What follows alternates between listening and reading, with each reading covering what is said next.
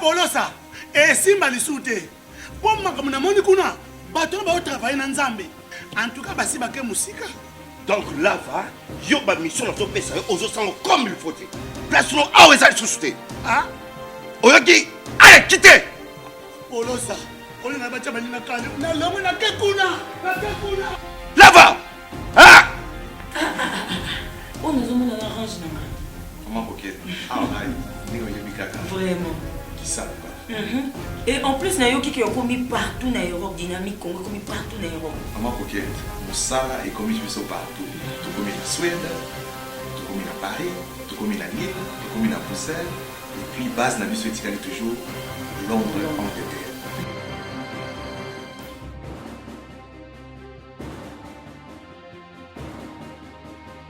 Biso na dynamique Congo, toza ko avancer na nkolo. Deuxième partie, Critique Info, mesdames, mesdemoiselles et messieurs, bienvenue. L'UDPS lance sa milice dans le pays. Les imposants engins de Greg 7 foulent enfin le sol de Kananga. Félix Tshisekedi face à des clignotants rouges. Kabylisme, Tshisekedisme, la continuité qui assassine l'état de droit. Mesdames et messieurs, mais on n'en parlera pas de ça. Nous allons plutôt parler de ces lettres qui dérangent un peu. Vous avez certainement vu une lettre signée le président de la République, mais il y a eu certaines erreurs. Certaines fautes d'orthographe pour les uns, pour d'autres non. Il y a eu une certaine discussion de forme, d'autres qui estiment que le président n'aurait pas utilisé le concept cher président, cher frère. Parce que quand il s'agira de parler, par exemple, avec le président Sassou Nguesso, qu'est-ce qu'on écrirait? Est-ce qu'on va écrire « cher président, cher papa » Est-ce qu'on va le dire? Bon, quand on est en train de parler à un homologue, il est vrai qu'il y a un style approprié d'enlever un peu la fraternité, mais plutôt de parler des États. Bon, il est important de dire aussi que ce n'est vraiment pas un péché dans la mesure où ce sont des pays frères, comme on dit. Nous sommes des pays frères, nous sommes des nations sœurs, et que nos présidents sont des frères africains, on va le dire. Donc ça peut être expliqué. C'est pourquoi je dis que là c'est discutable.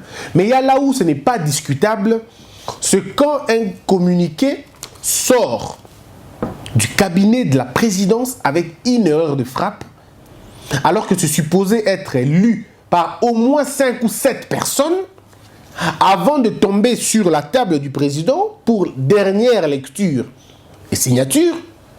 Je me pose la question, comment on peut laisser ces petites erreurs? Comme moi j'écris, c'est normal, c'est lu par moi-même, je peux publier un tweet avec des fautes, je comprends. Ça peut être vite fait, je peux avoir loupé une erreur, mais pas quand c'est lu par plusieurs personnes.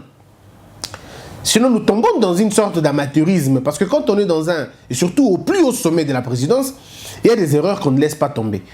Moi, personnellement, j'ai vu des erreurs. Mais j'ai vu par contre une erreur de frappe. L'erreur de frappe que j'ai vue, c'est laquelle? Lorsque vous allez dans la lettre en question, le dernier paragraphe, où le président parle je veux devoir le lire pour ceux qui nous suivent et ceux qui aiment la vérité. Voilà ce qui est dit. Dernière phrase, il y a erreur de frappe. On écrit président de cher président au lieu de président et cher frère. C'est président, là la version c'est président de cher frère au lieu de président et cher frère. Donc il y a peut-être une petite erreur de 2. Parce que vrai, moi quand je l'ai lu pour la première fois, j'ai aussi lu comme ça. C'est passé aussi sous mes yeux, je n'avais pas fait attention. Mais seulement quand je me suis donné la discipline de relire encore, et là, j'ai compris qu'il y avait finalement une petite erreur. Donc, je crois à un moment donné, mesdames et messieurs, quand on est au niveau de la... C'est vrai, je suis d'accord que la grammaire, elle est difficile. Ça, c'est vrai.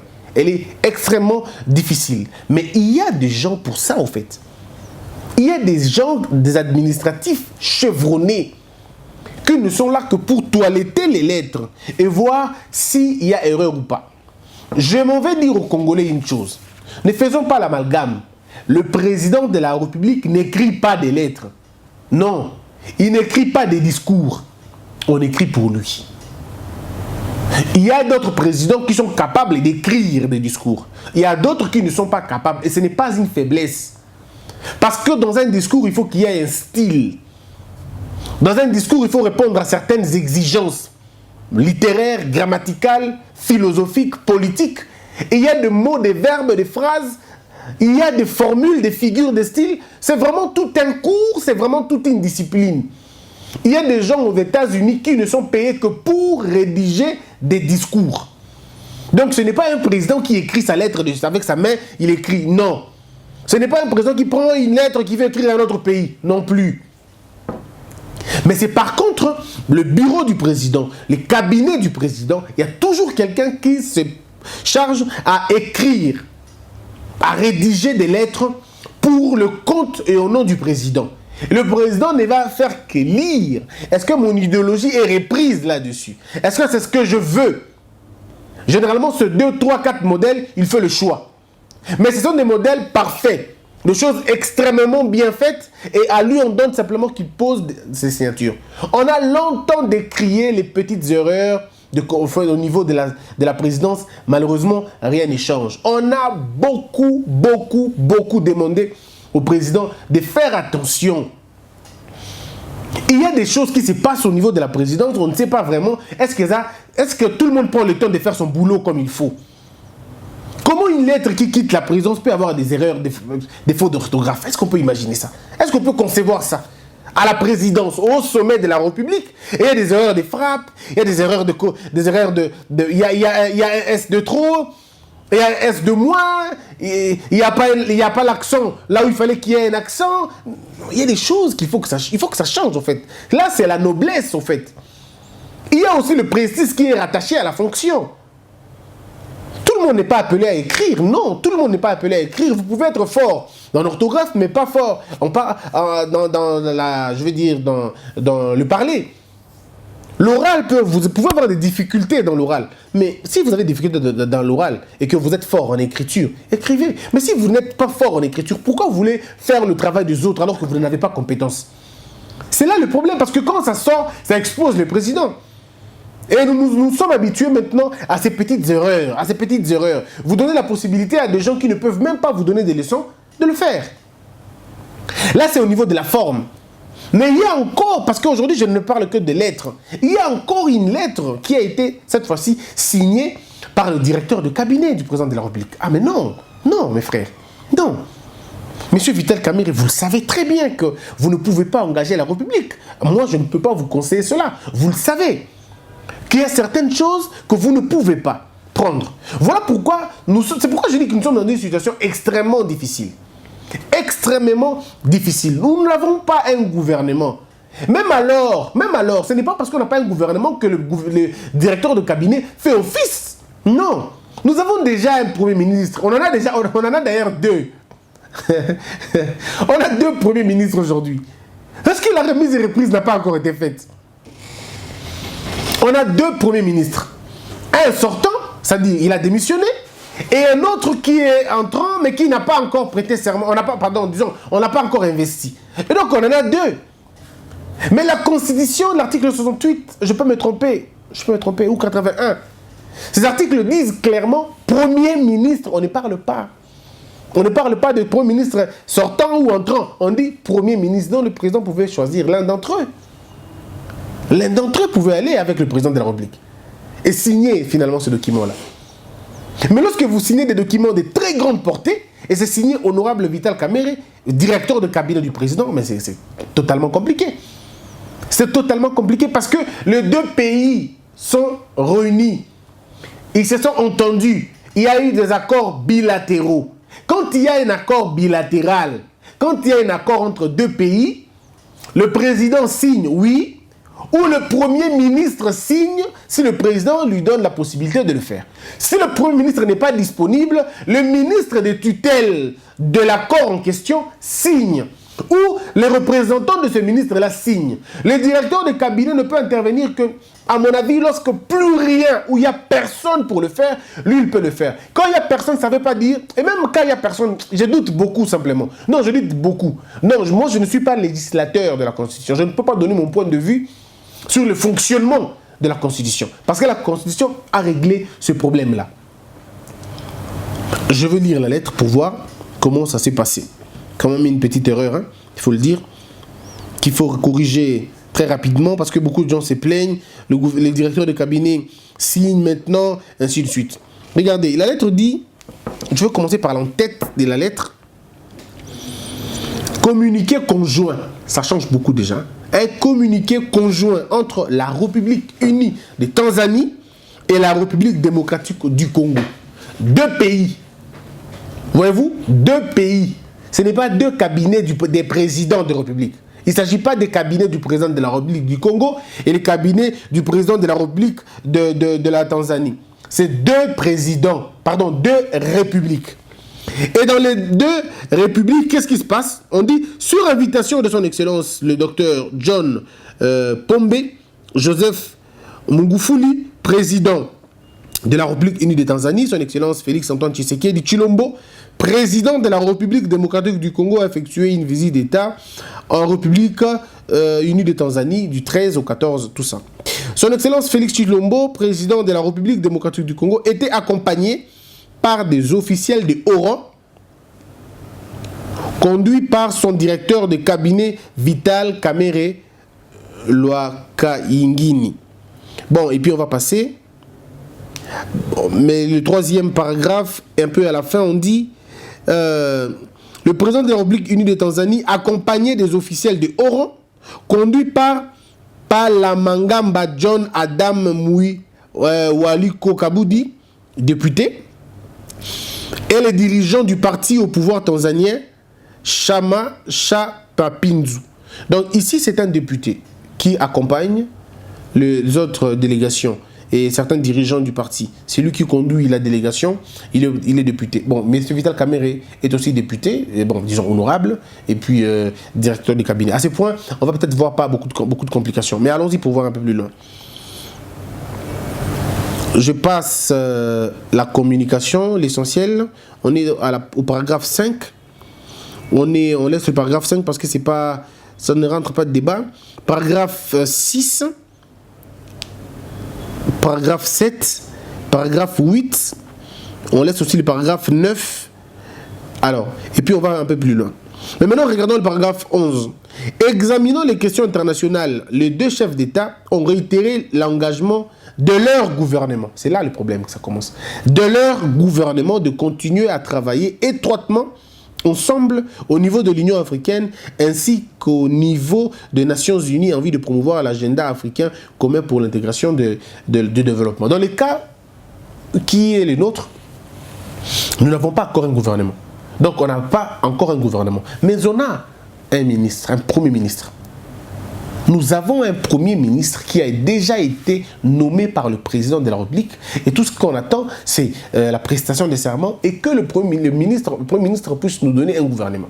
Donc en réalité, moi, à mon avis, je ne dis pas que c'est la science qui le dit, mais à mon avis, le président aurait amené beaucoup plus le premier ministre nommé par lui à ces assises-là.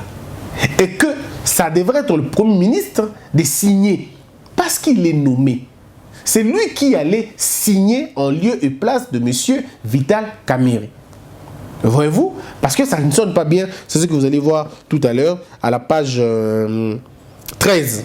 C'est là où c'est cette page qui circule dans beaucoup. Regardez maintenant, vous allez voir. Fait à Dar es Salaam le 14 juin 2019. D'un côté, on dit honorable professeur Palamanga John Mwakulo Kabudi, ministre des Affaires étrangères et de la coopération est-africaine. Vous comprenez? Parce que c'est une histoire qui concerne la diplomatie. Comme ces 2 pays, la diplomatie entre en jeu, le ministre de tutelle, là, c'est ce qu'on appelle un pays qui fonctionne dans la norme. Il y a le ministre des Affaires étrangères qui est là. Bon, on est d'accord. Là, ils ont un gouvernement. C'est un système différent que le nôtre. Ils ont un gouvernement. Parce qu'en Tanzanie, vous pouvez être en même temps député, en même temps ministre. Chez eux, je crois, parce qu'on l'appelle député. Je peux me tromper. Non, ne prenez pas ça au sérieux. Je peux me tromper. Mais en tout cas, c'est ce que je vois. Il est honorable professeur. Palamagamba, je crois. Donc, il faut dire que c'est 2 choses totalement différentes. Mais au moins dans l'arbre fonctionnel, sinon d'une république, on se rend compte qu'ici, il y a quelqu'un qui est là. Mais de l'autre côté maintenant, qui signe pour nous? Bon, d'abord ici, le ministre des Affaires étrangères de la Tanzanie signe en disant ceci, et pardon, en bas on écrit « Signé pour et au nom du gouvernement de la République de la Tanzanie ». Donc il signe au nom de la République, du gouvernement de la Tanzanie. Mais maintenant chez nous, c'est là le problème. Honorable Vital Kamerhe Lwakamingi, directeur de cabinet du chef de l'État. Ça complique beaucoup. Un directeur de cabinet ne peut pas apposer sa signature là où un ministre de l'autre pays a apposé sa signature. C'est là un petit problème, un hic, enfin, disons, un hic administratif. Voyez-vous, il y a un petit souci administratif là-dessus. Est-ce que M. Vital Kamerhe avait reçu la procuration du Premier ministre? Est-ce que c'est le Premier ministre qui l'avait confié cette mission? Bon, comment on peut imaginer que le Premier ministre confie la mission au directeur de cabinet du président? C'est pas possible. Déjà, littéralement, ce n'est pas possible. Donc, c'est une situation inconfortable. C'est pourquoi il faut demander au président de la République de veiller prochainement à cela. Et puis, on dit signer au nom du gouvernement de la République démocratique du Congo, alors que nous n'avons pas un gouvernement maintenant. Donc, de quel gouvernement parlons-nous? Et donc, vous voyez que là, ça sonne un peu mal. Parce que quand c'est les directeurs de cabinet qui signent à la place du gouvernement qu'on n'a pas, c'est assez compliqué. Est-ce que c'est pour autant que, comme on n'a pas un gouvernement, qu'il faut que le directeur de cabinet signe? Non. Il est vrai aussi que... est-ce que le Premier ministre avait confié cette tâche au directeur de cabinet? Bon, c'est compliqué parce que le directeur de cabinet ne peut pas être dirigé par le Premier ministre. Donc, c'est vraiment un malaise politique. Ce n'est pas une très bonne chose. C'est une situation déconcertante qui ne permet pas au président de la République d'être pris au sérieux, surtout à l'étranger. Moi, je crois que le Premier ministre l'aurait fait. Le Premier ministre aurait fait ça, parce que ça donne l'impression quand même que vous avez déjà un Premier ministre qui le fait. Ça aurait été mieux que d'aller avec le directeur de cabinet qui signe à cette place. Et ça, c'est quand même assez embarrassant. Nulle part au monde, un accord bilatéral a été signé par un président, disons par un directeur de cabinet du président. Nulle part. Cela ne se passe pas. Ça ne peut pas se concevoir. La France nous donne l'exemple. Lorsque Macron a été élu président, il n'a pas tout de suite nommé un Premier ministre. Ça a pris un peu de temps, n'est-ce pas? Donc bon, très court et raisonnable d'ailleurs. Quand Édouard Philippe a été nommé Premier ministre, lui non plus, il n'a pas composé tout de suite le gouvernement. Non, c'était après un petit temps, il a fait sa composition à lui. Mais est-ce que c'est pour autant que la France avait arrêté de vivre, arrêté d'exister, arrêté de fonctionner? Non, la France continuait. Il y avait des accords certainement qui se signaient, mais ce n'était pas les directeurs de cabinet. Et c'est vrai aussi que la situation elle est beaucoup plus grave dans la mesure où on a maintenant un directeur de cabinet qui est beaucoup plus visible que le chef de l'État.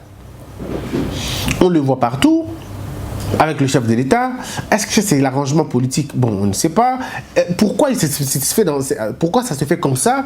C'est compliqué. Il y a d'autres personnes d'ailleurs qui estiment que pourquoi le président aurait pour directeur de cabinet son challenger. Bon, c'est dans le cadre des accords qu'il faut respecter. Je comprends mieux. Seulement, je me dis aussi que nous devons prendre des très bons modèles. Et surtout quand c'est au sommet de l'État et dans la plus haute sphère, c'est-à-dire la présidence devrait d'abord commencer elle-même par être respectueuse des textes et respectueuse de l'administration. Parce que je me rends compte qu'au niveau du cabinet du président de la République, vous avez des professeurs. Vous avez des professeurs. Madame Nicole, qui est juridique, elle ne peut pas cautionner ça au fait. Parce qu'elle est professeure d'université. Elle est professeure de droit. D'accord? Madame Nicole enseigne le droit. Et puis elle est publiciste. Je peux me tromper. Je peux me tromper de sa filière. Mais en tout cas, je pense que madame pouvait comprendre qu'ici, il y a une erreur. Le directeur de cabinet ne signe pas à la place pour engager le gouvernement. Non, non, il n'est pas le directeur de cabinet du gouvernement. Encore que le président ne fait pas partie du gouvernement. Je ne vois pas pourquoi son directeur de cabinet signerait pour le nom et pour le compte du gouvernement. Je ne vois pas comment et pourquoi. Donc, le professeur, Madame Nicole, pouvait en principe voir ces choses-là. Et le deuxième vice-adjoint, disons, le deuxième adjoint directeur du RCABA, monsieur le professeur Ebérand, qui enseigne le droit de société.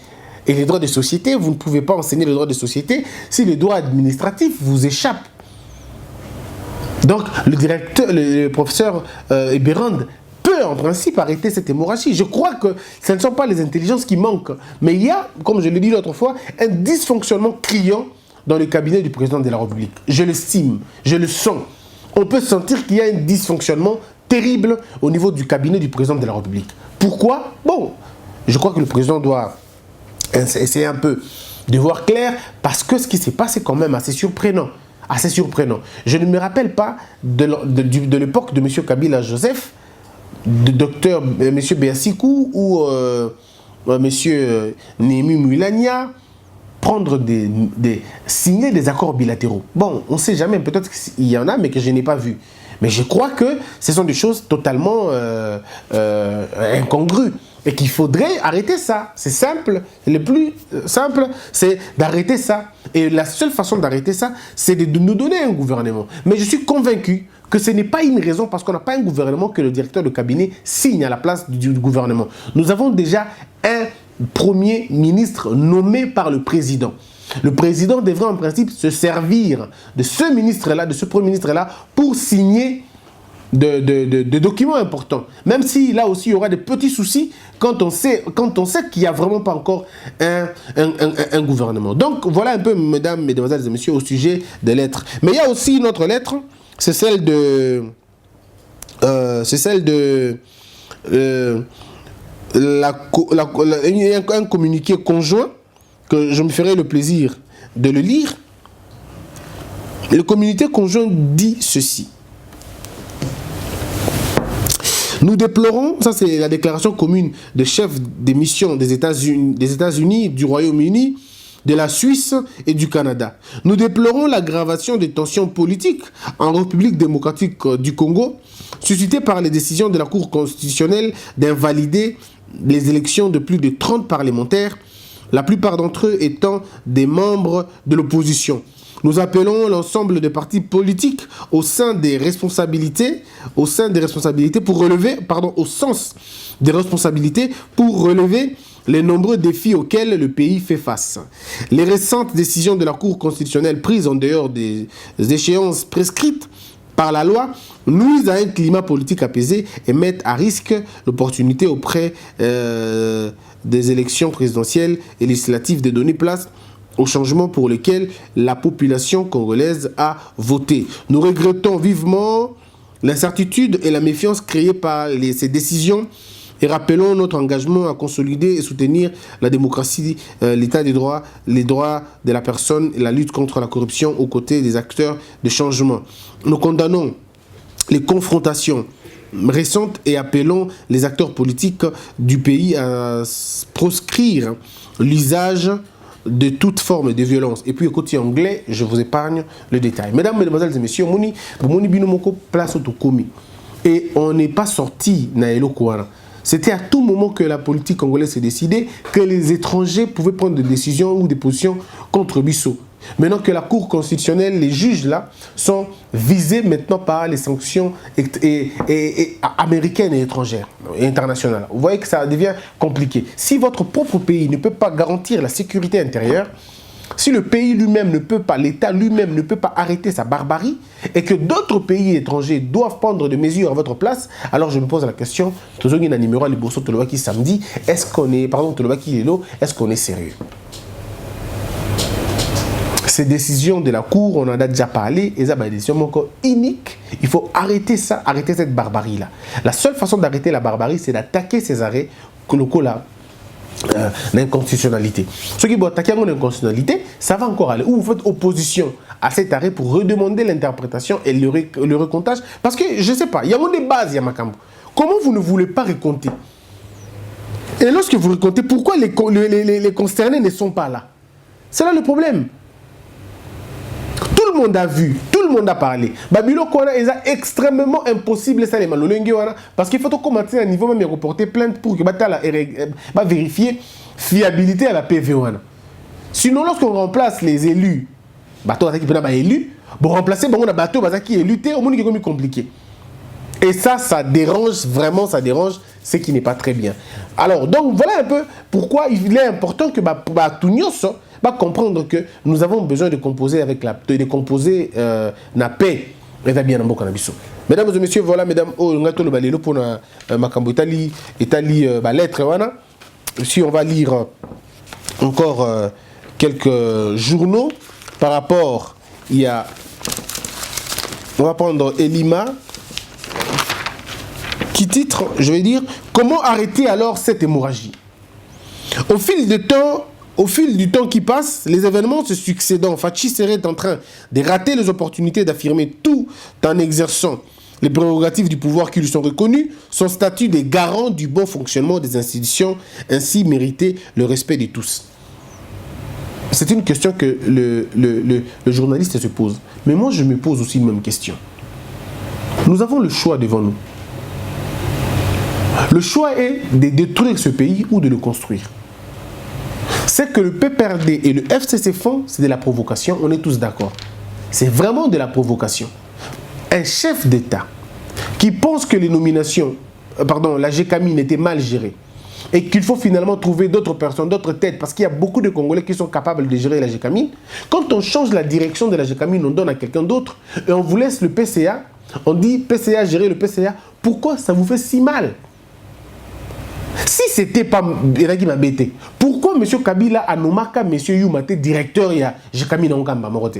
Pourquoi il était PCA mais il combinait la fonction du directeur des directeurs? Maintenant qu'il faut donner, quand ça me la place PCBino PCA, Bazu direction, où est le problème? Parce que tout ce qui s'est passé là, par rapport à Kakayelo Kouana, comme la GECAMIN contrôle, financer Magambebele et Bimissi Batouma, Mississana Moutou, les gens commencent à insulter, les gens commencent à parler. Les gens de l'UDPS estiment que Obosali et Zalakate, ils sont descendus dans la rue, ils n'ont pas cassé au début. Hein. Ils n'ont pas cassé au début. Ils sont d'abord allés au niveau de l'Assemblée nationale.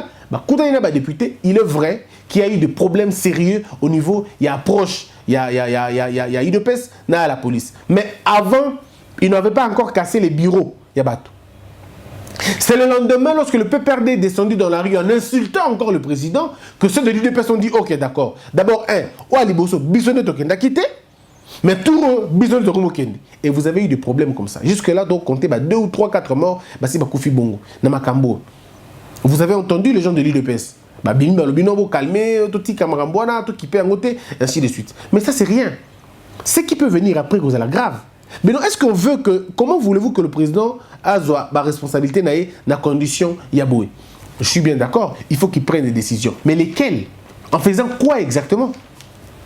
En faisant quoi exactement? En revenant sur sa décision? En cassant les ordonnances? Parce que c'est ce qui dérange.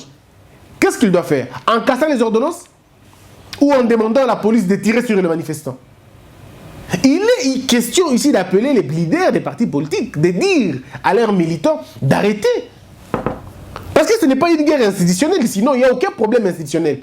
Il y a un problème des partis politiques et des militants qui ne s'entendent pas. Alors si les problèmes des militants ne s'entendent pas, interpellez les chefs des partis politiques, interpellez les leaders de leur mobilisation et demandez à ces derniers d'arrêter.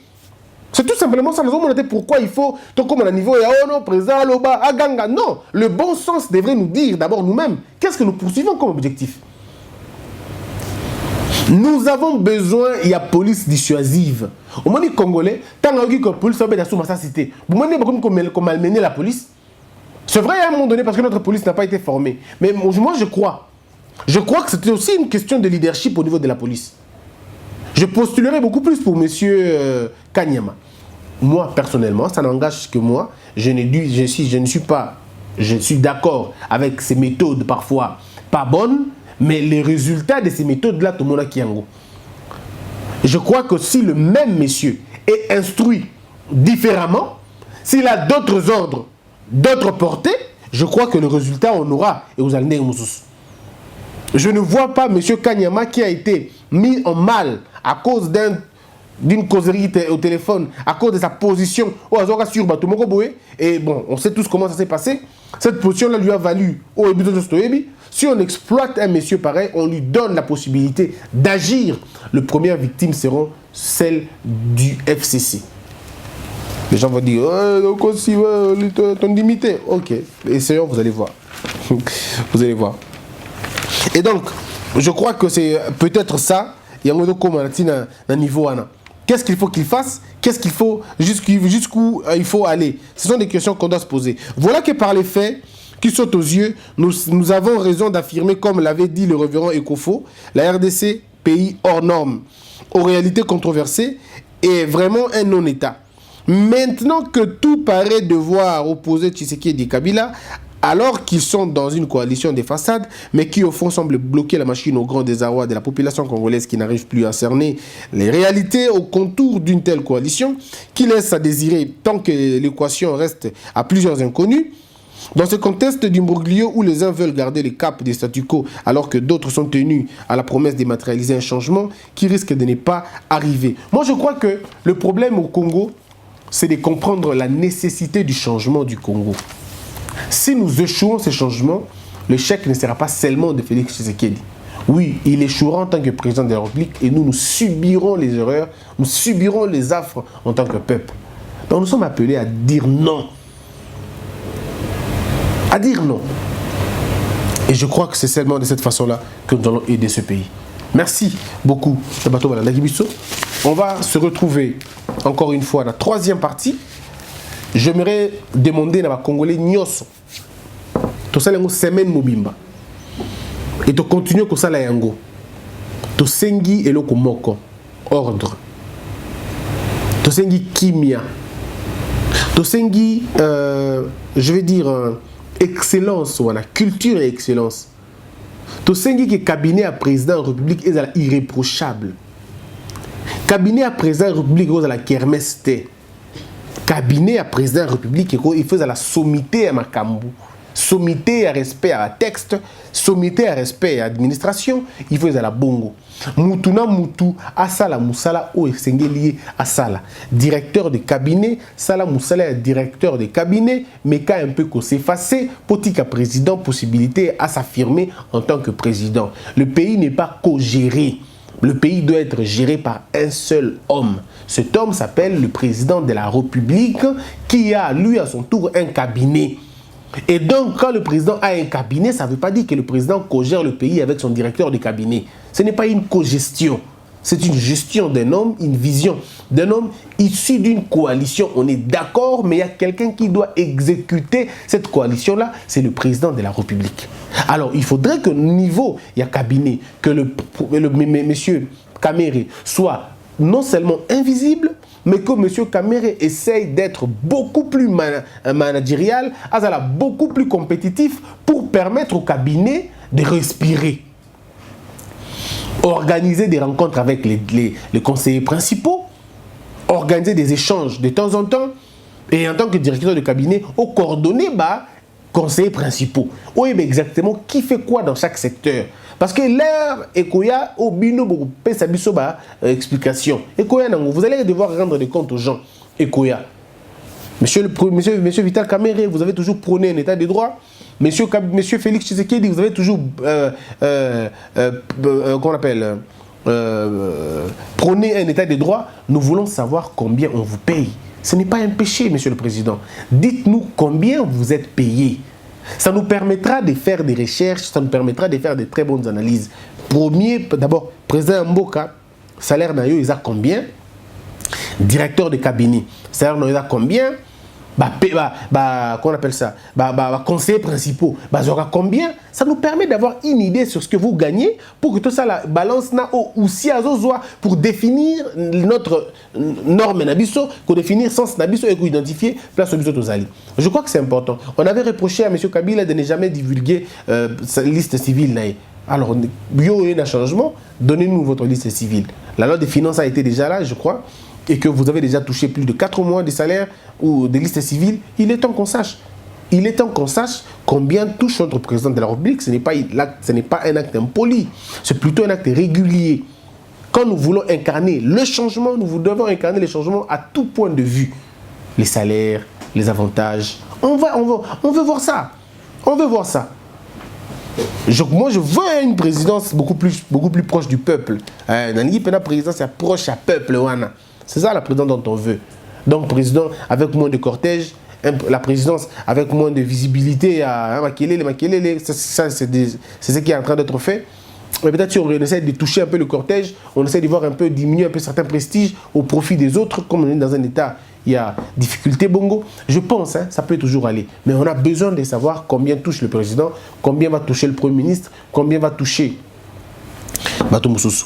Et puis rendez-nous public la liste de biens du président, pardon, du Premier ministre. Le président, vous l'avez déjà fait.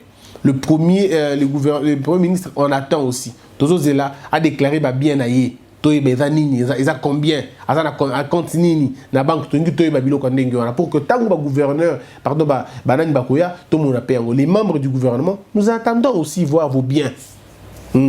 Boza na bien nini, netinga Christian Banomengai, ministre ya enseignement primaire et secondaire. On me dit quels sont tes biens? Téléphone nangayo kandena na bien. On a déclaré nini? On a déclaré qui prend vite. On a déclaré téléphone, on a déclaré Congo Buzz, on a déclaré Homo, on a déclaré Jérémy Maïkandé.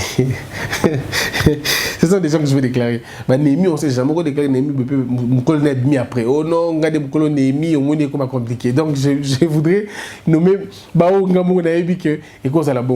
Ensuite, on nomme nommer Pen. Avant on payé Fosco. Au mot payé n'a pas bien aïe. Au moins qu'on a un téléphone, on a un téléphone aïe, casque aïe, on a la PlayStation aïe. Ah. Tu es te présenter au monsieur Yango. Ça n'est fini.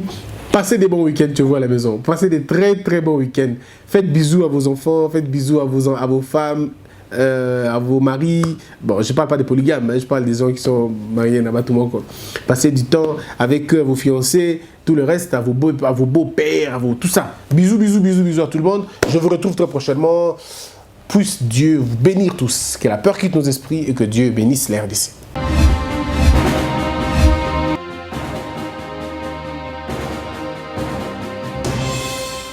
Patron nga Polosa, et Simba Lissoute. Pour moi, comme on a kuna, patron va travailler dans Nzambe. En tout cas, basi bake musika. Donc là, yo ba mission na to pesa aux autres comme il faut. Place nous a ouais ça suscité. Ah? Oyoki, allez quittez. Polosa, on est là-bas, na lomo na kekuna. Là-bas. Ah! Oh, nous avons la range là. Comment Boket? Ah ouais, ni Mikaka. Vraiment. Qui ça? Et en plus, na yo qui est commis partout dans Europe, dynamique Congo commis partout dans Europe. Comment Boket? Ça est commis partout. Tout comme en Suède, tout comme en Paris, tout comme en Lille, tout comme en Bruxelles. Et puis base na mission éthique toujours Londres, Angleterre.